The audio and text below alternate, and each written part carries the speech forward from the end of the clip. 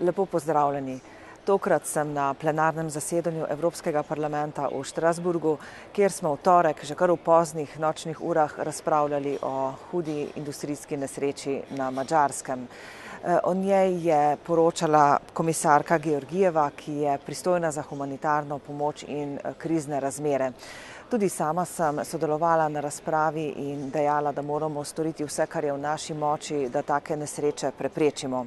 Zato pa ni dovolj, da le pregledamo, kje imamo kakšne pomanjkljivosti v zakonodaji in jo dodatno zaostrimo, ampak se moramo predvsem posvetiti izvajanju, uresničevanju že sprejete zakonodaje.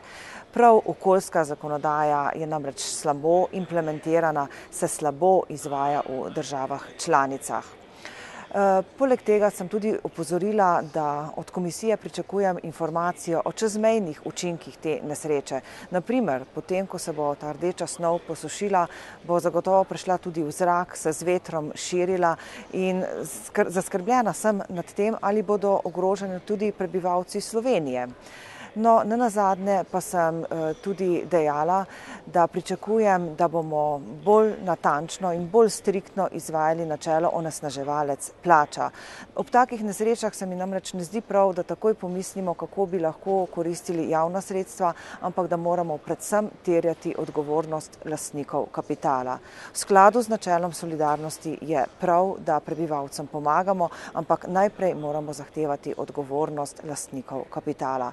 No, iz razprave sledi, da komisija že pregleduje in bo pregledovala tudi še v prihodnosti okoljsko zakonodajo in predlagala morebitne dopolnitve. Zagotovo pa bo izredno veliko skrb posvetila tudi implementaciji zakonodaje. Poleg tega je komisarka tudi dejala, da zelo razmišljajo o tem, kateri so tisti finančni mehanizmi, ki bi jih bilo možno dopolniti, nekoliko spremeniti, da bi ljudem v primeru takih nesreč čim prej pomagali.